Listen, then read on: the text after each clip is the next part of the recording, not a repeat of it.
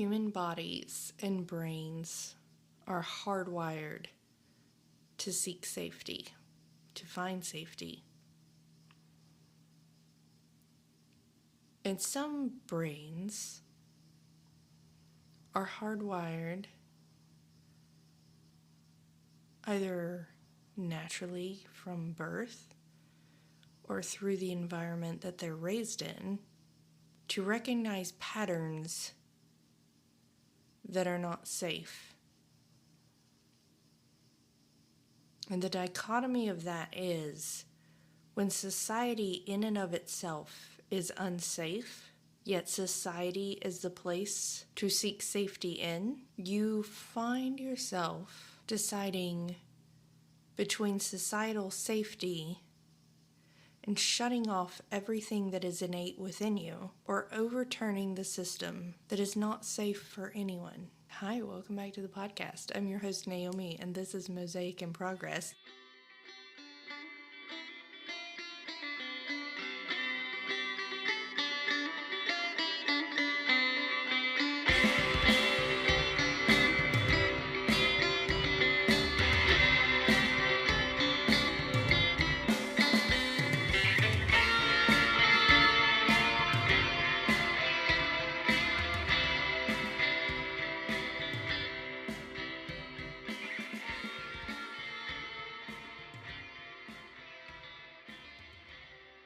Today, we're talking about the anxiety that comes with disrupting systems and still needing safety.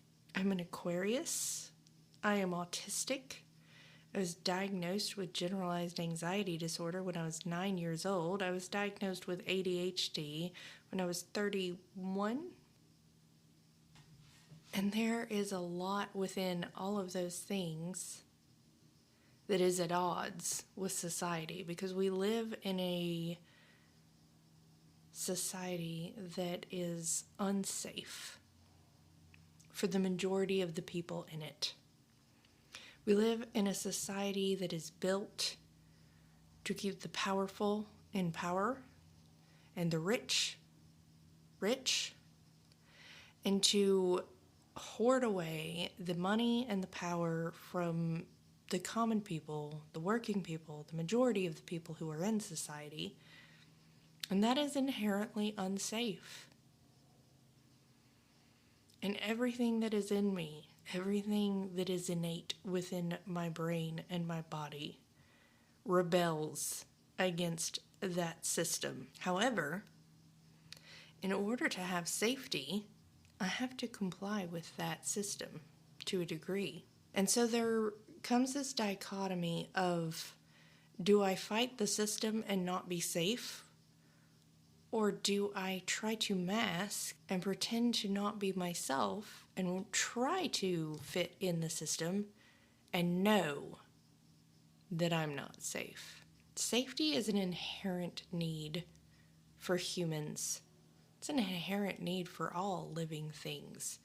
We seek safety, an environment where we can thrive. All living things do this, even down to the most basic amoebas. We seek safety.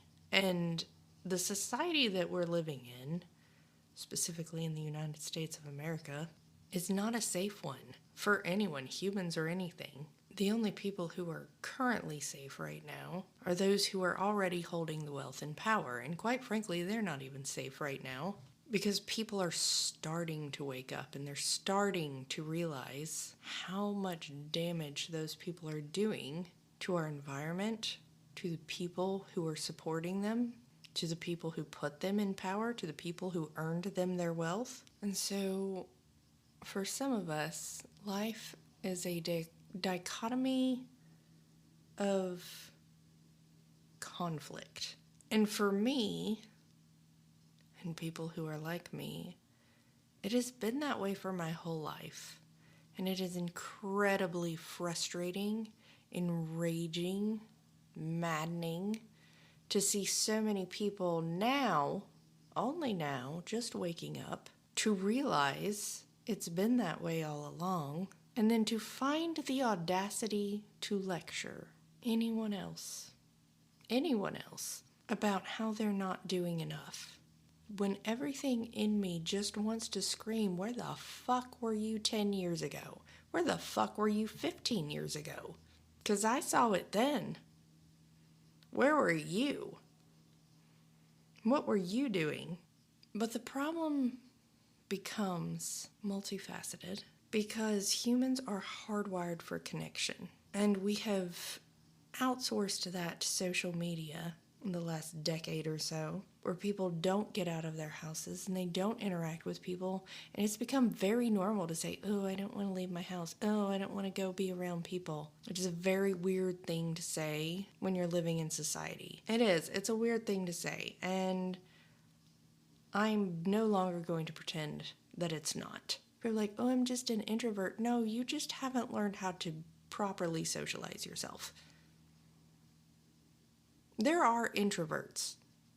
There are true introverts.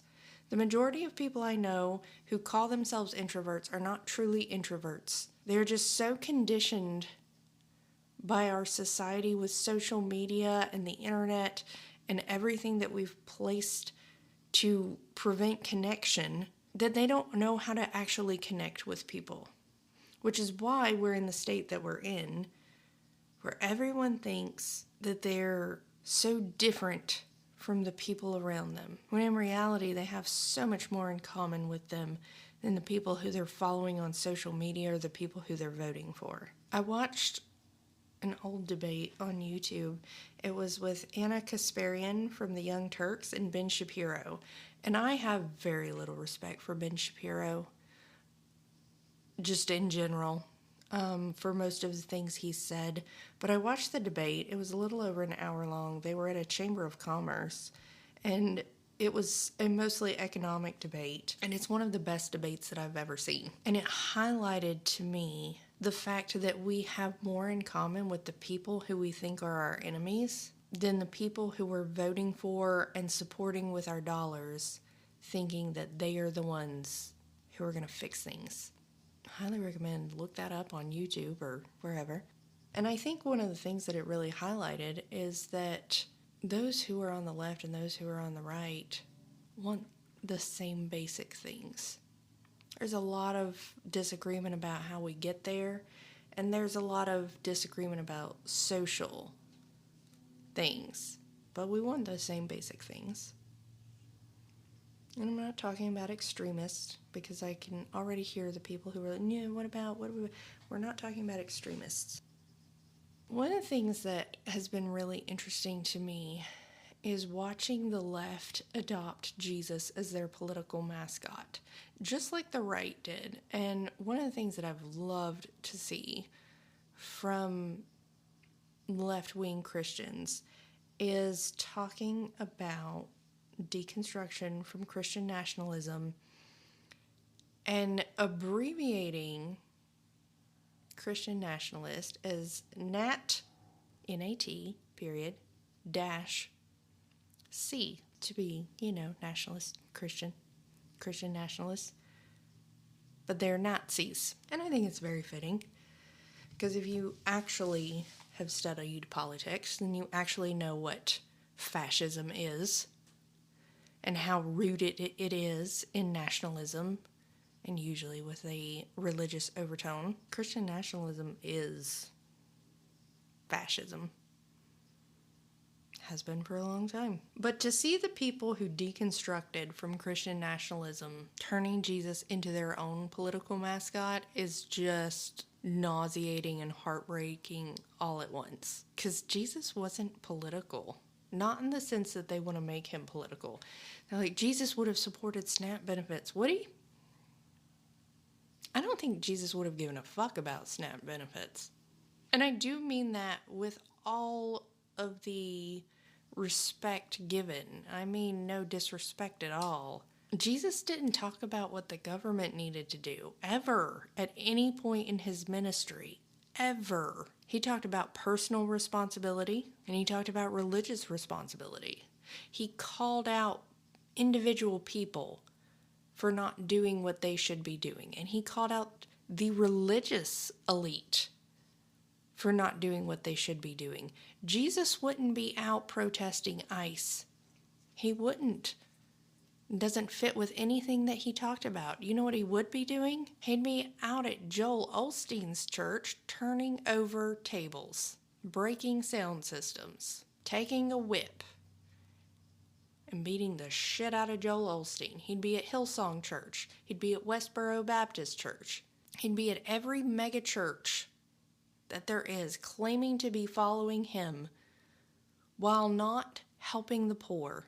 Because that's so that people are like wanting to quote that verse about helping the stranger and feeding the hungry and everything. They're missing the main part of the context of that. Jesus was talking about the end of the world, the final judgment. In the final judgment, many there will be who say to me, Lord, Lord, have we not prophesied in thy name? In thy name have we not cast out many demons? And I will say to them, depart from me, you who work iniquity. I never knew you. For I was hungry, and you fed me not. I was thirsty, and you gave me not to drink. I was naked, and you did not clothe me. I was sick and in prison, and you did not visit me. And there will be many who will say to me in that day, Lord, Lord, when did we see you hungry or thirsty or naked or sick and imprisoned? And I will say to them, insomuch as you did it not unto the least of these my brethren, you did it not to me. Jesus wasn't talking about the people who didn't know he existed. He's talking about the ones who did. He's talking about the ones who in his name did evil, who hurt others. And those are the very concrete things we can look at. We can look at, feeding the hungry and clothing the naked and housing the unhoused and things like that. And this is what the church should be doing. That is the mission Jesus gave to them, to show love in that way. But the thing that I keep seeing over and over again with liberals who've deconstructed from Christian nationalism, who want to make Jesus their political mascot, is that they're still missing the point. They're still missing the point. Because the point was always love. The point was always love. It has always been love. It always will be love. And the irony of quoting Martin Luther King Jr., hate cannot drive out hate. Only love can do that. And to still be hateful.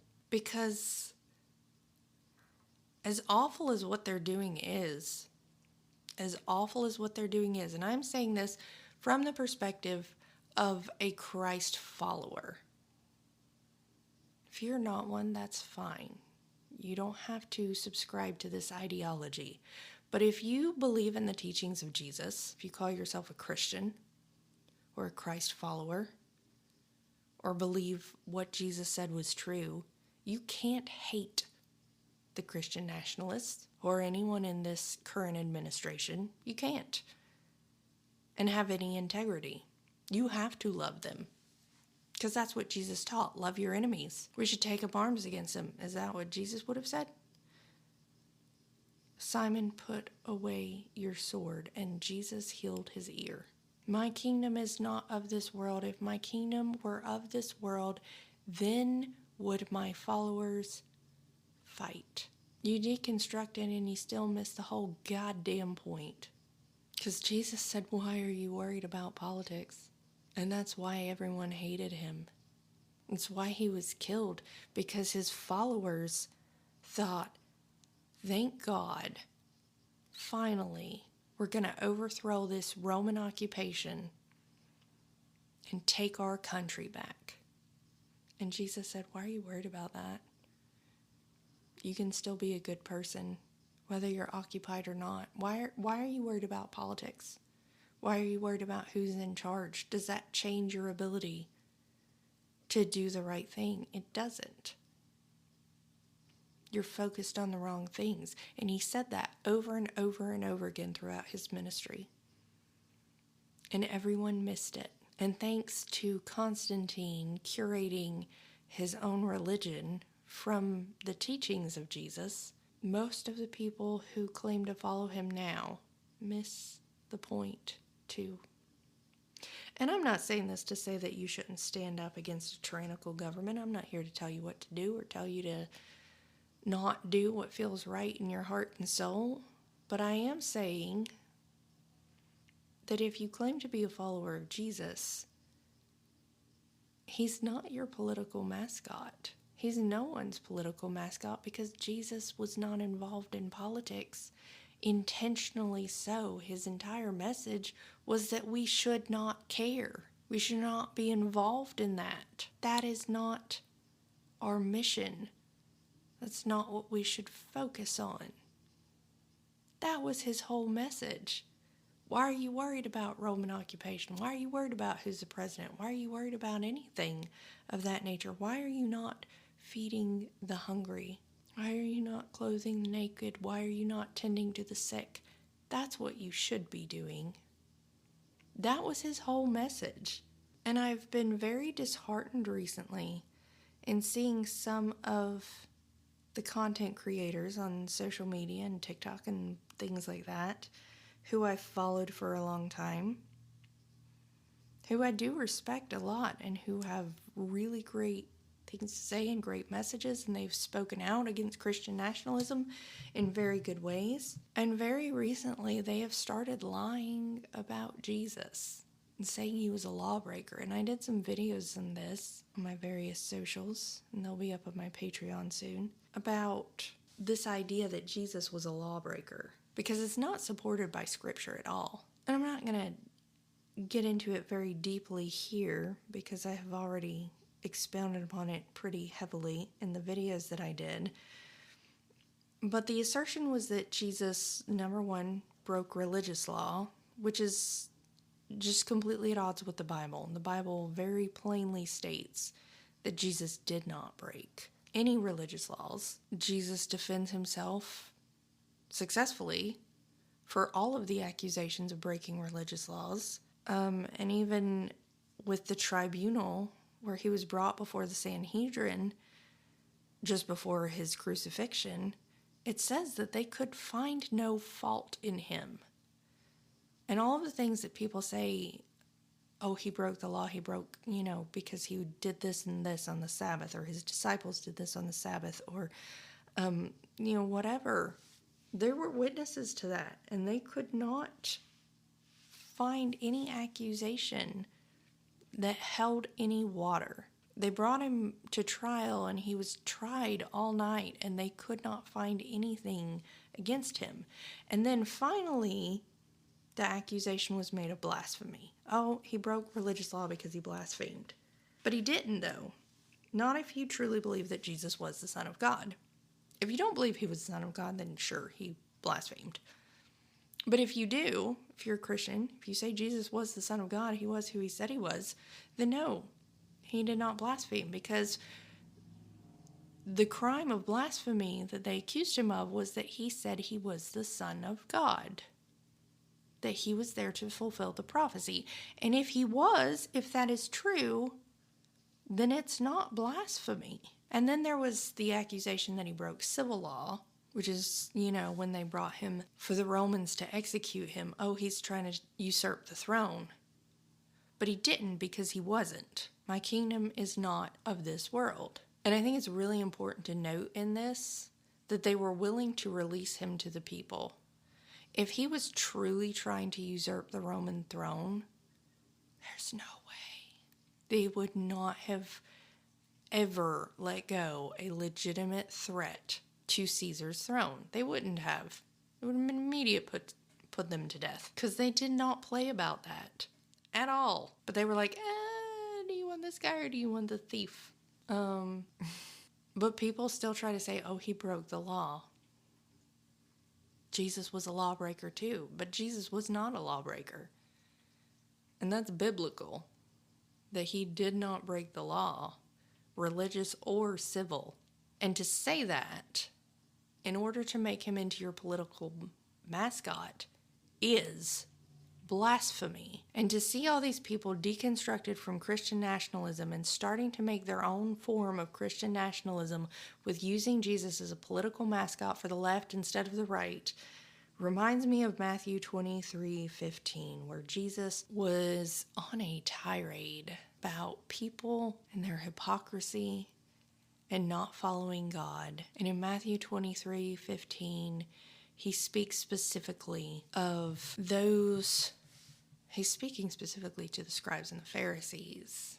Woe to you, scribes and Pharisees, hypocrites, for you travel land and sea to win one proselyte, and when he is won, you make him twice as much a son of hell as yourselves. And this idea, and it's repeated multiple times in multiple ways throughout the New Testament, about converting people or cleansing demons or whatever, and then becoming even more evil afterwards.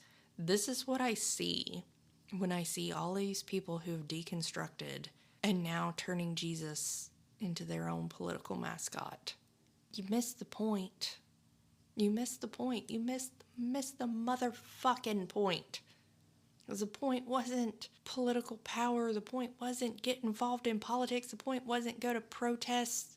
The point wasn't go out and vote. The point was, what are you doing in your community? How are you loving?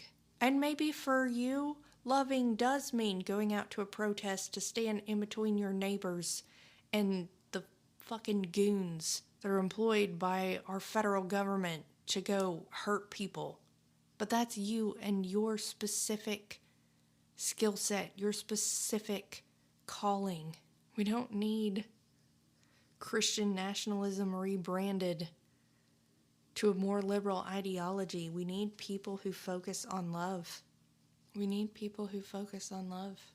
Because that's the point. That's the whole point. And I know I'm on the outliers of society. I know I'm on the outliers of the ideologies that I espouse. Because I can say, yep, it's your calling to go stand at a protest. And I can still recognize that it's not everyone's calling. And that's not the whole point. That's not the end-all be-all. I can look at our government and say it's evil, it's harmful, it should be disbanded for all moral purposes. And I can also say that's not what Jesus would have preached about. It's not to say it's not something that should happen. It's not to say it's wrong to focus on that. But I think it's very important to not turn God into an image of ourselves. I mean, unless you're into, Luciferianism or the Church of Satan, then by all means do that. And no hate to that, because I think there's a lot of merit in that specific ideology and religion. I think there is a lot of merit to the idea that we are God. But don't pretend to be a follower of Jesus and espouse the idea that God looks just like you. And I know this is going to piss a lot of people off, and I'm okay with that.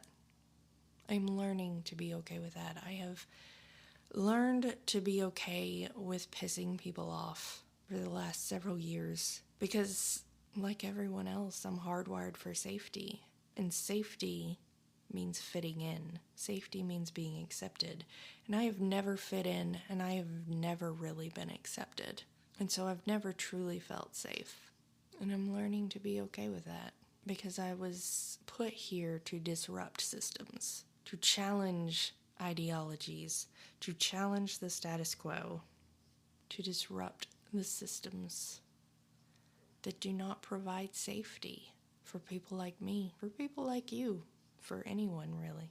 I've spoken very briefly about some of my ancestral heritage on this podcast, and I can't remember if I've specifically spoken about my Cajun heritage, but I found a content creator named Jordan Thibodeau recently, and if you have Cajun heritage at all, I would encourage you to follow him, because his content is just incredible. He talks a lot about the history of Cajun people and language of Cajun people. He recently was talking about language and how Cajun people lost their language. And he was talking about how he had grown up with a lot of older people around him. He said, I don't know any of them who used the old language to keep secrets from people. That's what they were accused of doing. They were ashamed. They were embarrassed because it was shameful as they were growing up. They were shamed for their language. They were shamed for their accents. And I wrote down this quote from his video. He said, it was the crushed mindset of defeated children that stole your language from you. Because he talked about how, as children, the older people who he was around as children, they were shamed, bullied, abused for their language. And he was talking about how the education system is such a useful tool for control, and how these children who are now old people were so embarrassed of their language that they didn't pass it on to their children or grandchildren because they were taught to be ashamed of it. And the idea that I got from his whole video was this idea of compliance.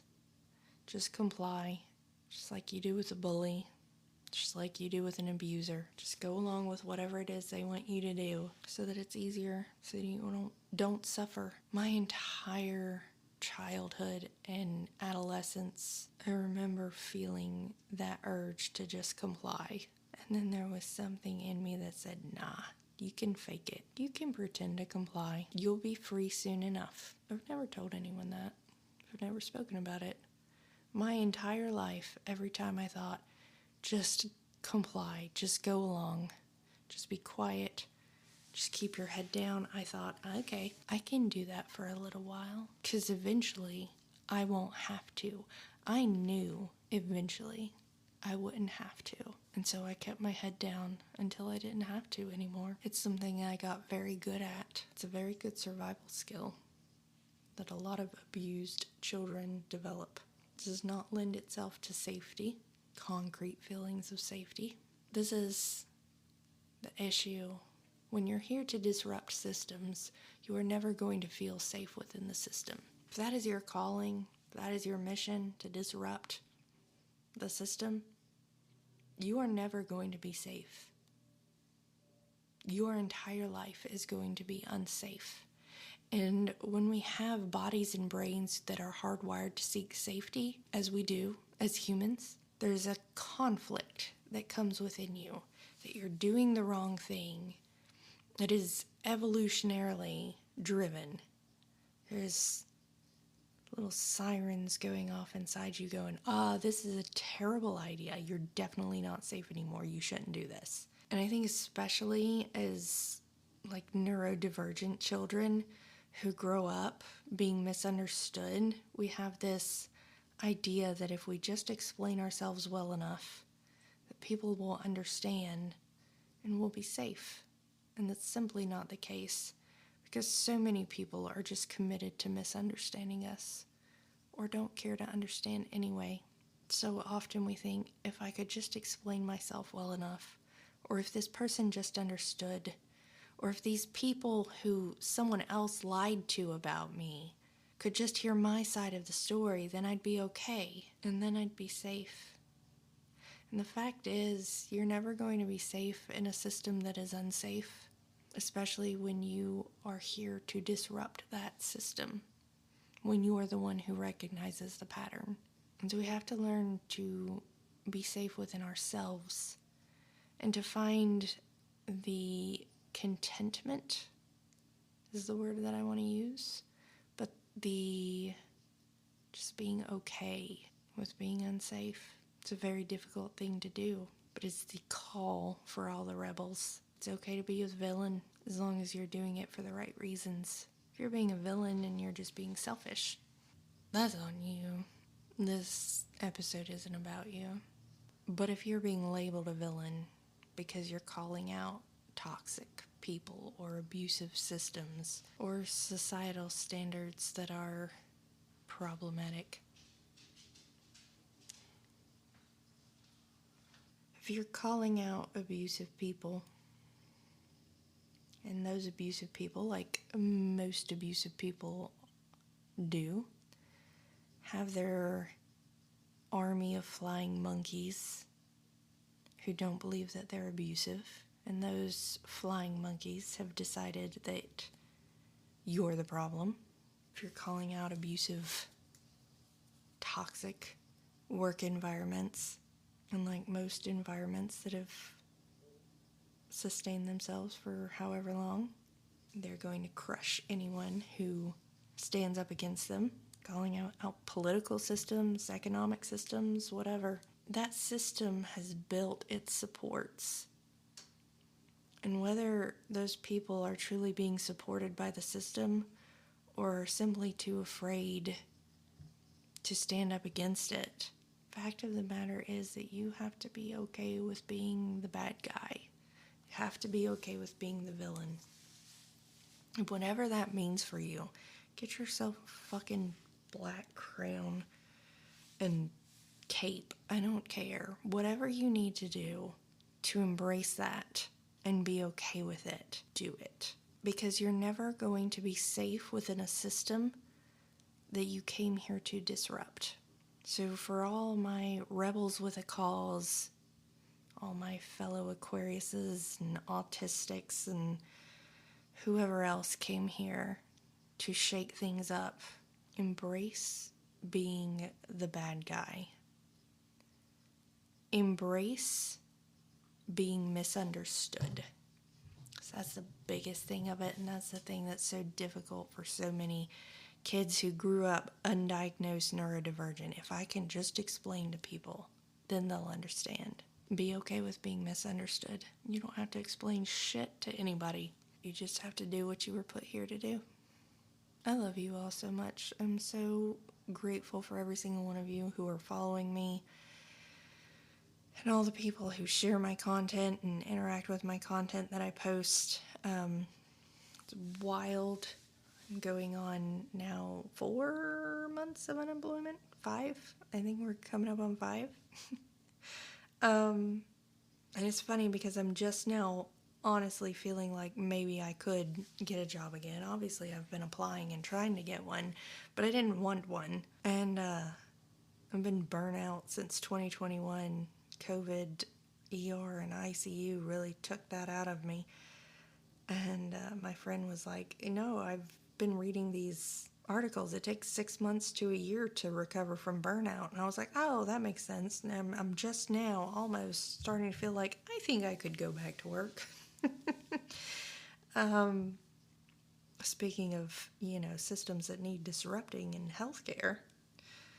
But I'm so very grateful for all of you who have supported me and continue to support me on this journey. And if you're not following me on Patreon, please do so. Patreon.com/MosaicInProgress. You can do it for free or paid. And I'd be so grateful for either one. And if you're doing it there, then you don't have to support any of the streaming services or socials or anything. You can just get all the content right there on Patreon. And please join me next week on the podcast as we both continue to work on our mosaic in progress.